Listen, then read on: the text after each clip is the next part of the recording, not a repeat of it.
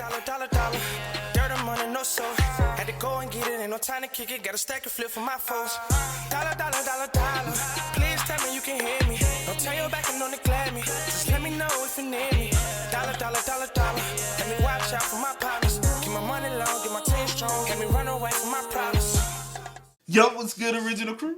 It's your boy DJ Duke here, your girl. Sierra Nicole. Back on the channel, man. We got more Mr. Ballen. We got gruesome crime caught on camera. Most crimes nowadays are caught on camera. Dumb idiots don't ever think about getting caught on camera. You always go and say, tell your lawyer, nah, I ain't do it. They be like, well, you was caught on camera. Like, can y'all please wisen the fuck up nowadays? You know what I'm saying? Like, mostly everybody has a camera pointed at you at all times. Somewhere. Yo, somehow. The street cam shit is going crazy nowadays. It's like a lot. And I was watching this joint earlier. Before the police was on the scene of the crime, the helicopter, it was in LA, the helicopter was on the scene of the crime, stalking the whole situation and telling everything that's going on, and before the cops even got there. I said, how the helicopter on the crime now? You ain't even, like, you know what I'm saying? I mean, but I kind of get it in LA, though. You can't, they ain't gonna fly here. Yeah. We'll be like, what the hell, the helicopter? We're like, what y'all doing? We don't trust you.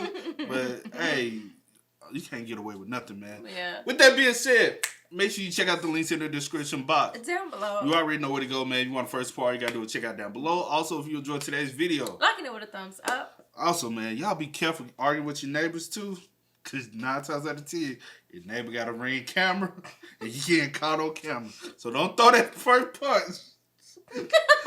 Let them shove you or something. And then you pop. Yeah, we on camera, bruh. We on camera. Seen it. Don't be a fool, bruh, because the camera's always rolling. Let's go. The next time you're out walking around the streets of London, look up. Chances are good you will find a camera somewhere nearby. Because, as of publishing this video right now, today, London is one of the most surveilled cities in the entire world, with citizens being filmed up to 70 times a day. Now, the reason for all of these cameras is to deter and more effectively prosecute criminal activity. But the vast majority of the footage these hundreds of thousands of cameras all over London capture every day is just normal people doing normal things. But periodically, these cameras will capture people doing just horrible, illegal things. And today, I'm going to tell you the story behind one of those types of videos. Now, at first glance, the video clip, which we're going to play, will not be that shocking. But trust me, with context, it's horrifying. But before we get into that story, if you're a fan of the strange, dark, and mysterious delivered in story format, then you've come to the right place because that's all we do, and we upload once a week. So, if that's of interest to you, in your will, please give the like button a treasure map that leads to a pot of gold. However, replace the gold with a $6 gift certificate to Blockbuster. Also, please subscribe to our channel and turn on all notifications so you don't miss any of our weekly uploads. Okay, let's get into today's story.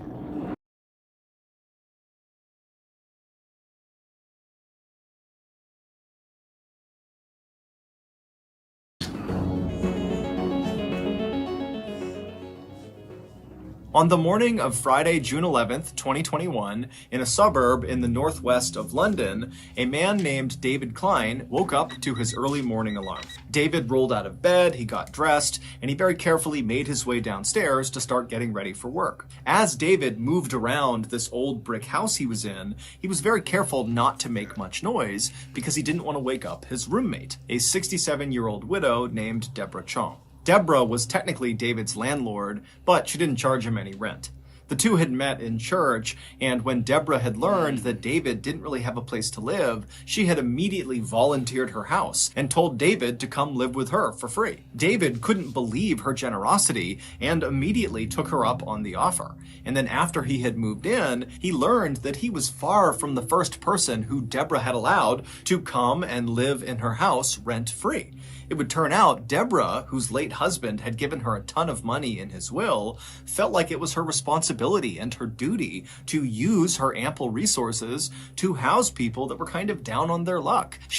I don't trust a situation like that. Not after that Netflix series, that old woman, and she was inviting all them homeless people to come live with her. But and she then was still in there, Social Security checks. Social Security, because she ended up helping them how to set it up and all this. And said, "Hey, you just come live with me, take care." But we don't know where this going though. But I don't trust no situation like that because you can't trust it from the individual. You inviting in, and then or the inviter. Like you can't trust neither one. Yeah. And they always say, don't invite nobody to stay with you because you gotta eventually push them out. And how do you, because people overstay their welcome. Because you invited them. You can come spend a night if you know what I'm saying. You vacate. No, I'm saying you vacationing in. You know what I'm saying? Well, hey, you can come crash. You know what I'm saying? Vacationing in is different. But you can't come say nothing. Keep it pimping, Pete. And it was her way of serving God. Also, David got the impression that Deborah just liked having people living with her in her home. It made her happy. But David would notice a distinct change in Deborah's personality around the time the COVID-19 pandemic started in early 2020. At that time, Deborah, like many other people, was very concerned about this global health crisis and wanted to learn more about what was happening and what could happen in the future. And so the way she did that is she obsessively began going on YouTube and began consuming COVID-19 related content and political content surrounding COVID-19 and the pandemic and lockdowns. But instead of becoming more educated and well-versed on what was happening in the world, Deborah's constant consumption of COVID-19 related content on YouTube really just made her feel incredibly stressed out and anxious. And as David began to see firsthand, Deborah's sudden high levels of anxiety really began wreaking havoc on her life. Years earlier, Deborah was officially diagnosed with paranoid schizophrenia, which is a mental illness that causes bouts of psychosis, which is like losing touch with reality. Now, pre-COVID, pre-pandemic, her symptoms were so mild that she basically led a totally normal life. But once the pandemic started and her YouTube quest for information caused that spike in stress and anxiety, it caused a spike in her symptoms. And so she began suffering from frequent and lengthy hallucinations and delusions. One time, David came home from work, and when he went inside the house, he found Deborah sitting at the kitchen table, diligently writing these handwritten letters to various British public figures.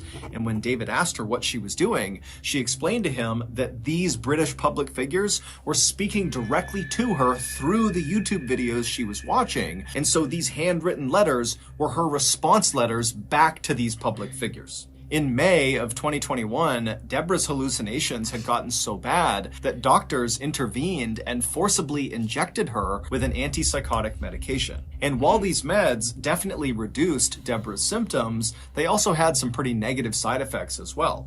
Namely, they totally curbed her appetite and they made sleeping really challenging. And so pretty quickly, those two side effects combined made Deborah feel really weak and tired basically all the time, to the point where she sometimes needed David to literally hold her up by her arm just to walk down the street. Now, David, of course, had no problem helping Deborah with whatever she wanted. I mean, she had done so much for him, but David had work, and so he was only really available to help her in the mornings and in the evenings during the week. And so he had actually spoken to Deborah about hiring a full-time caretaker that could live with her and just take care of her at the level she needed all the time. And Deborah was open to it. She actually called a company that offered that service, and they told her they would get someone out to her, but it would take some time before her caretaker was actually assigned to her. Now, David was really pleased with this development, but he really wished they would speed it up, because again, every time he was away all day at work, he knew Deborah was home by herself, and so he was just so worried something was going to happen to her when he was gone. So after David gathered up all of his things and very quietly made his way from the kitchen to the front door, he paused for a moment and said a silent prayer in his head for Deborah's safety and protection while he was away at work, and then he opened the front door, quietly went outside, shut the door behind him, and headed off to work. A few hours later, David came home from work. He went back inside of the house. Quick question for you and for y'all. Would you live with somebody like this? After you find out, like, you know what I'm saying, they deal with this mental disorder, and you starting to see things like like just get worse and worse and worse, especially during this time. But I guess I will say this. To answer your question, yeah.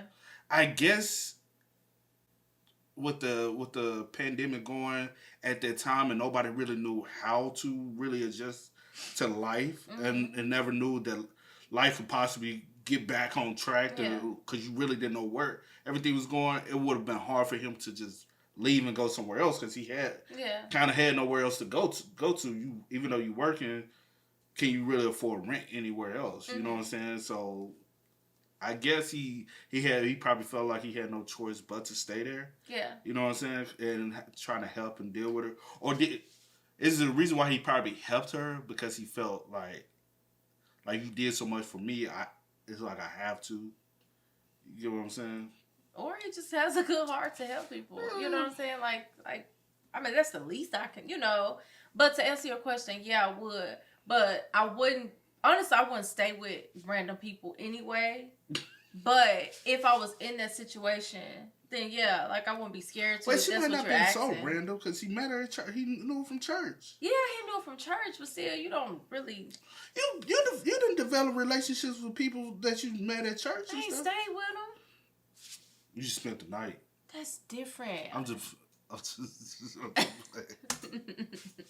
at work, and then he opened the front door, quietly went outside, shut the door behind him, and headed off to work. A few hours later, David came home from work. He went back inside of the house, and the first thing he did is he called out for Deborah. But Deborah didn't call back, and the house was very quiet. And so David took off his shoes and walked around the first floor, kind of calling out for Deborah as he walked. But again, there was no answer. And so after walking the whole first floor and not finding her, he yelled one more time really loudly, "Hey, Deborah, are you here?" And after hearing nothing, he pulled out his phone and he called Deborah. And as the phone was ringing, he could hear Deborah's phone ringing upstairs. And so he thought, okay, maybe Deborah is upstairs, she fell asleep, and her phone's just next to her on the bed. And so with David's phone still calling Deborah's phone, David began walking upstairs. And when he got to the top of the stairs, he just followed the sound of Deborah's ringing phone into her bedroom. And when he went in there, Deborah was not in there. Her phone was, though, and so were her glasses. They were both just sitting on the bed. Those were two items that Deborah would bring with her anywhere she went. And so, trying not to panic, David called out a few more times for Deborah, but again, there was no answer. And so after quickly searching her bedroom and not finding her, he searched all the other rooms upstairs, but again, she just was not there. She was not in the house. And so David began calling and texting friends from church and other people that knew Deborah to see if anybody had heard from her or knew where she was. But no one did, and the only people who had recently talked to her said she was totally incoherent, talking about spirits and demons and the destruction of all mankind. And so, believing Deborah must be suffering from a schizophrenic hallucination somewhere out in the city, David picked up his phone again and he called the police.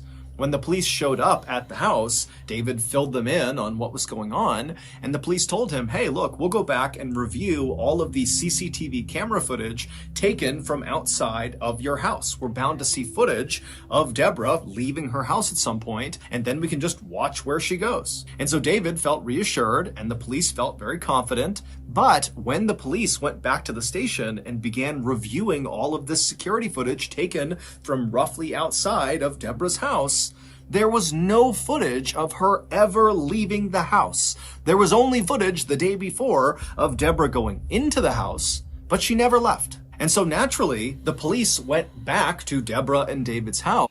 Hold on, Ballen. You moving.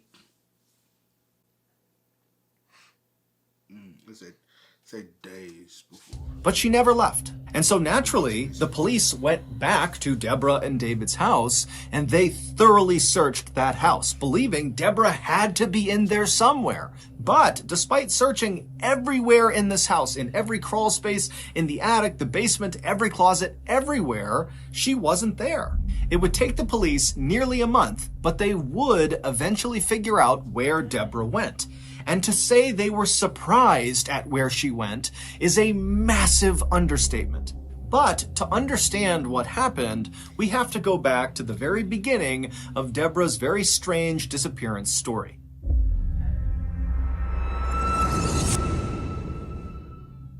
It all started about 10 months before Deborah actually went missing in August of 2020. That month, Deborah met a 36-year-old woman named Gemma Mitchell at one of her church prayer groups. Like Deborah, Gemma was very religious, and so the two women became fast friends despite being 30 years apart in age. Deborah would confide in Gemma about her mental health struggles, and Gemma would confide in Deborah about her house/financial troubles. Basically, Gemma, a couple years earlier, had given money to a contractor to fix up her house, but the contractor had taken her money, not done any work, and then run off, basically robbing Gemma. But Gemma really needed to do these renovations, and so she wound up hiring a second contractor who did begin work, but during this process, Gemma realized she would never be able to recover the money that was stolen from her from the first contractor, and so when she realized she wasn't going to get that money, she knew she would not be able to fully pay the second contractor for his work. And so when the second contractor found out he was not going to get paid, he stopped work immediately, despite the fact that there was no working heat in Gemma's house and there was a huge hole in her roof. But Gemma had no way to fix this, and so she and her mom were just living in this house that was just totally freezing all the time. Deborah had been so moved by Gemma's situation that very quickly after meeting her, she offered £200,000 to Gemma to finish the renovations on her house under the condition that one room in Gemma's new house would be solely dedicated to Christian ministry. Gemma was overwhelmed with gratitude. She could not believe that Deborah was willing to do this for her. And so, of course, she agreed to her terms without any hesitation. After that, the two women began texting all the time about this renovation project. Deborah would suggest paint colors and different things to do with the inside of the house, and Gemma would text updates about the different contractors she had talked to who could do pieces of the renovation. Deborah was always inviting Gemma over to her house, and she even began referring to Gemma as her sister. And Gemma loved it because Gemma actually had always wanted to be much closer with her own biological sister, but they had kind of drifted apart. And so for Gemma, Deborah really did feel like the sister she was supposed to have. But their relationship was about to change drastically. In May of 2021, so 8 months after the two women met for the first time, and 1 month before Deborah would vanish, Deborah was forcibly injected with that antipsychotic medication in order to combat her paranoid schizophrenia. And right after Deborah got this injection, she began treating Gemma totally differently. She basically stopped communicating altogether with Gemma, and then in the rare times she would text Gemma, it was just to berate her about being a hoarder or being too messy and sloppy. Gemma didn't really know what to make of her friend's new behavior, but she knew, Deborah was going through a really tough time, and so Gemma just kind of took the abuse and didn't say anything. When Gemma did try to talk to Deborah by asking about the renovation project, which was quickly approaching on the horizon, Deborah would tell Gemma not to talk about it, that it was too stressful and just don't bring it up again. And then one day, Deborah just called Gemma out of the blue and said, "I'm not funding the renovation anymore, it's over, you're on your own." Gemma felt totally devastated and pleaded with Deborah to please reconsider. But Deborah was not about to change her mind, and in fact, on this call, she would tell Gemma, hey, you should just sell your house. And in fact, until you sell your house, don't contact me. And then Deborah hung up. Gemma didn't know what to do. She felt like she really could not sell her house because it was kind of like a family heirloom that had been passed down for generations, and so it just felt wrong to sell it. But on the other hand, without help, she would never have enough money to fix the house up. And so she was totally stuck, and she felt like her only option was to go to Deborah and have one more conversation and just really plead her case and see if maybe there was some chance Deborah would change her mind. So, on the morning of June 11th, 2021, so this is the day that Deborah goes missing, Gemma showed up on Deborah's porch and rang her doorbell. She arrived just after David had left for work. A few moments later, Deborah slowly made her way to the door. She opened it up. She saw Gemma out there and asked, what's going on? And Gemma just very politely said, "Would you please let me come in? And can we just talk one more time about the renovation?" And Deborah, who was not very enthused at the idea of having this conversation, said, "You know what? Okay, come on in. And so Gemma would go inside, and the two women would go sit down, and they'd exchange some pleasantries. And then at some point, when there was a break in the conversation, Gemma brought up the renovation. She had actually written out this whole speech about how incredible Deborah was, and how these renovations, if they went through with them, would mean so much to her, Gemma, and her family. But as Gemma is going through this pitch, Deborah just cuts her off and says, "Gemma, I'm sorry, but my decision is final. I am not paying for the renovation. I'm sorry." A little while later, both Gemma and Deborah would leave Deborah's house. And there actually is CCTV footage that shows the pair walking on Deborah's street right outside of her house. However, the reason the police did not flag this footage when they first were scanning all of that footage to figure out where Deborah went is because when you watch the footage of the two women together, it actually only looks like one person. It looks like Gemma. But Gemma is wheeling a huge suitcase right behind her, and as it would turn out, Deborah was inside of it. It's assumed that after Deborah was forcibly given that antipsychotic medication for her paranoid schizophrenia, that it really leveled her out. She was suddenly thinking very clearly for the first time in months. And in this clear state of mind, it's believed she realized the 200,000-pound gift she was giving to Gemma, someone she barely knew, was a bad decision. And so she just wanted to back out of it. And so, back inside of Deborah's house, when Deborah and Gemma are sitting there, and Gemma is doing her speech to try to convince Deborah to change her mind, and Deborah is saying, "No, my final answer is no, it's over," that's when Gemma snapped. She grabbed a blunt object, we don't know what it was, and she smashed Deborah right over the skull and fractured her skull, causing Deborah to fall unconscious and slump onto the floor. And then Gemma leapt on top of Deborah's unconscious body. Gemma pulled out a knife and cut Deborah's head off.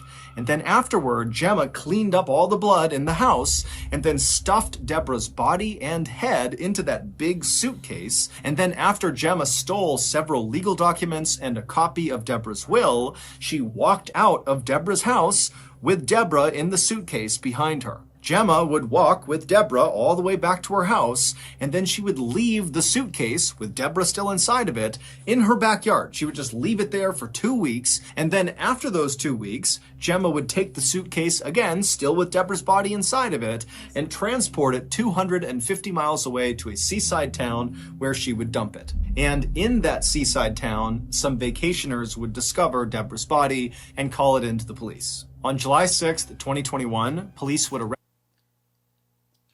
How y'all didn't get, like, Pete? Because then, it doesn't make sense how y'all wasn't able to see all this at first.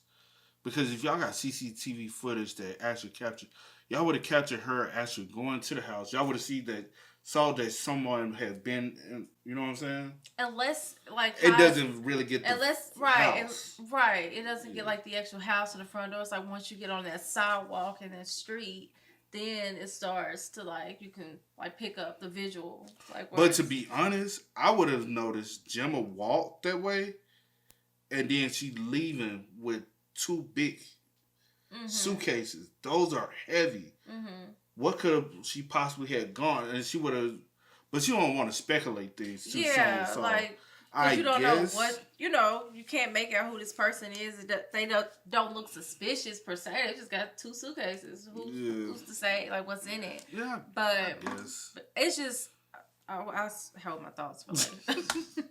Sorry. Cover Deborah's body and call it into the police. On July 6th, 2021, police would arrest Gemma on suspicion of murder.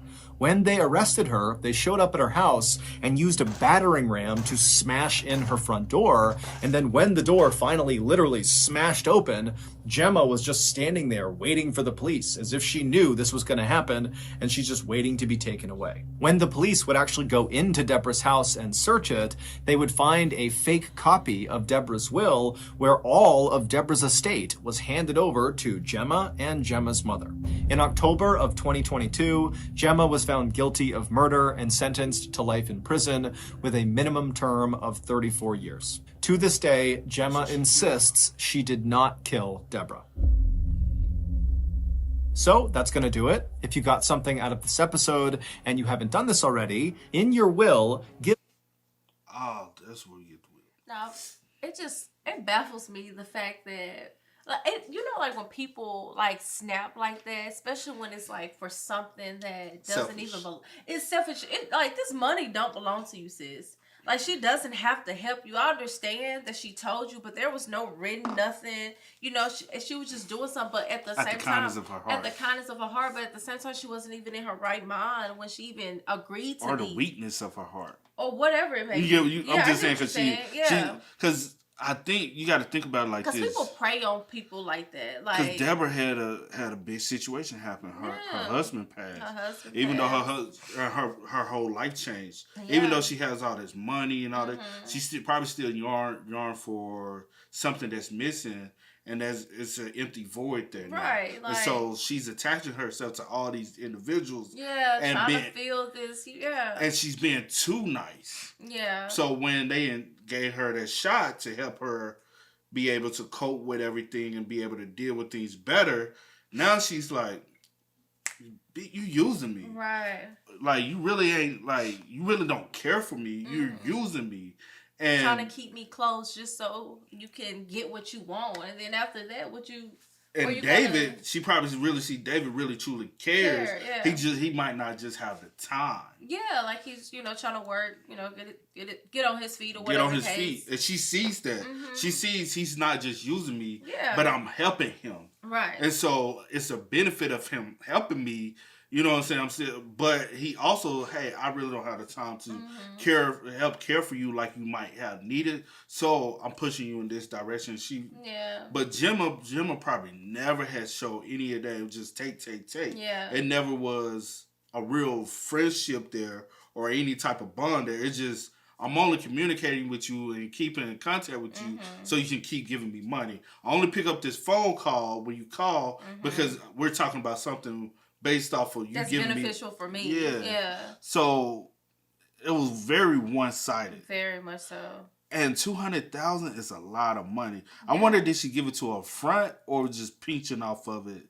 You know what I'm saying? As the time went, and when she realized that, she was like, "I'm not giving you any more." But you agreed to give me $200,000. I'm wondering I don't think I took it as if she didn't give her anything. So they met 10 months ahead. She had already been helping her out because like 8 months into it, that's when she kind of cut her off. Oh, I didn't. She said she wasn't going to give her any more. So she had been giving her some, but she decided, I'm not going to give you any more. I'm not helping you out anymore. And so she's like, and then my thing is, why you going into a renovation, even with the previous contractor? Possibility you weren't going to be able to fully pay him everything, even if he did rob you, which contractors do. Like that's just a known thing. Yeah. You gotta pick and choose your contractors correctly, wisely. But like the renovation process, I get it. That's one reason why sometimes buying a home or even having a home like that. To be honest, she probably would have got a better financial situation out of the situation if she just went in, or she probably couldn't afford to sell her home and go buy a new home, and because then you have that too. And then in her eyes, like she said, she was wanting to hold on to this home because it was passed down generation, been in the family. Could have been an excuse. Reason why I say it could have been an excuse because you don't have a mortgage or a bill to pay with that home because it's been handed to you. But if I sell this home, I might not get what I want out of it, and it might just be enough for put down on a new home, and now I got a bill that I don't want. You know what I'm saying? Because of mortgage or rent or whatever, she probably couldn't afford that for real. But besides that, like, I'm just trying to figure out, like, what I understand. What goes into her mind to kill her? I know people do, like, some wild stuff for money and for self-gain or whatever the case. She just like, I want it. You told me you was going to give me this. I want it. And now you're cutting me off. It happens a lot. Sadly, it does. A lot of times, it's even more closely domestic than that. A lot of times, it's kids with their parents. That too.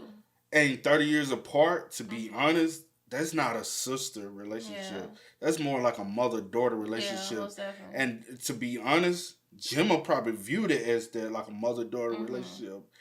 But she still knew that you were weak-minded.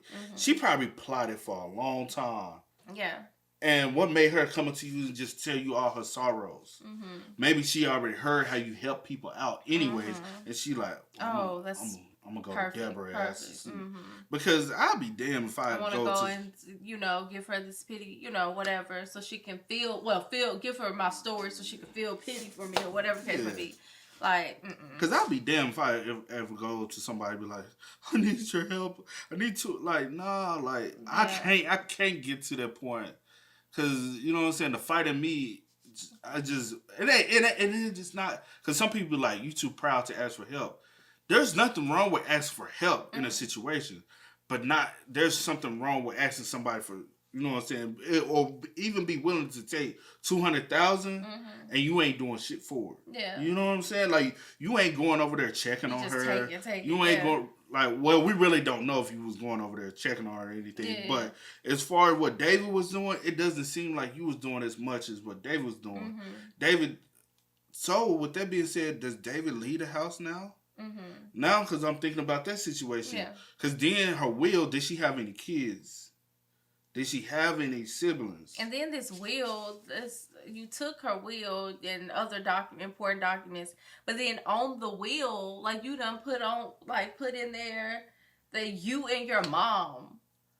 Like, come on, girl. People have done that crazy shit like that. Come on, and then you're denying doing anything. Like, and that's the thing. I don't really like. If they got so much visual evidence on you, what you trying to say? Somebody was there to help you, and you just nah. They got the visual evidence. I wonder what she did with the murder weapons. Like, so it was some other object than a knife. Like, did you dispose of those, or are they in the house and you just cleaned them up very well? And you had to know David was coming back. You had to know David lived there. Yeah.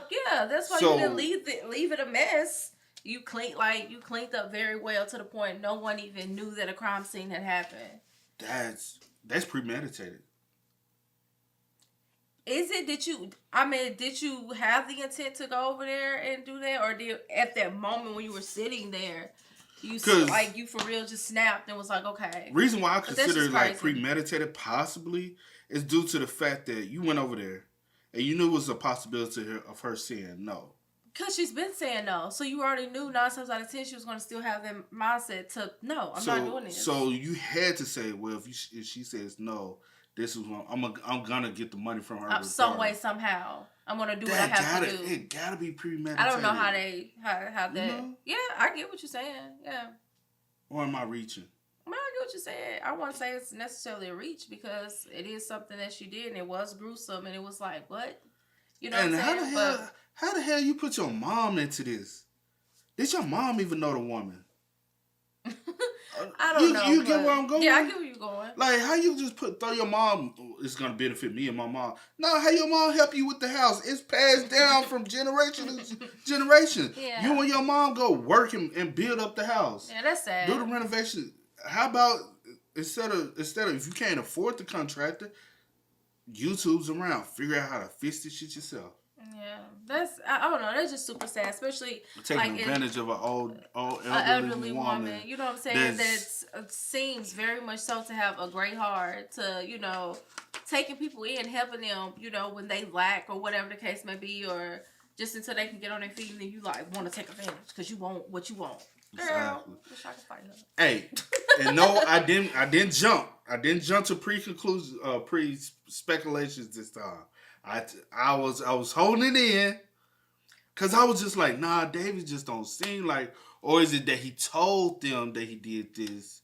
And I was like, nah, I gotta hear a little bit more detail. No, I didn't want to jump to conclusions. So he give a little detail, you like, I knew it. Can't trust him. Nah. It was just something in me like, nah, you need a little bit more detail before you jump on saying it's possibility David. Why do you say that? Huh? Why you say that? Because people be saying I be jumping, you know what I'm saying? Sometimes I jump. And sometimes, you know what I'm saying, we all do it. Even when we be watching movies and thrillers and stuff. Be like, I knew he was the killer. Oh, shit. They ain't a victim. You know what I'm saying? Yeah. So we jump to conclusions sometimes. Yeah. It's just our natural instinct. But I was just like, some telling me it's a possibility David didn't do it because he did show some type of care. And once he was like too willing for the police to really watch the CCTV footage, I'm like, it's a possibility he didn't do it. Because I ain't gonna lie, I ain't finna, you know what I'm saying, how that you can visually see me. I wonder, do they even know that y'all are being watched like that? Pretty sure. So how the fuck you think you was gonna? Well, that's why she hit the suitcase. So. But and then she put it in her backyard for 2 weeks. Like they can't watch it, see that shit. You know what I'm saying? That's and crazy then and they watch you put it in, and then they watch you dump the suitcase, and boom, the suitcase got bodies in. It's not my body. It's my suitcase, but not my body. Yeah. Come on now, the suitcase ain't never been tampered with. We can see that. Yeah. Stupid. Man, hey, spam us up. Let us know y'all thoughts and opinions down below. Please. But as always, man, y'all know how it go. I do go by the name DJ New Kid. This is. Here, We are. We are, y'all. Go and get it, ain't no time to kick it. Got a stack of flip for my folks. Dollar, dollar, dollar, dollar. Please tell me you can hear me. Don't turn your back and don't neglect me. Just let me know if you need me. Dollar, dollar, dollar, dollar.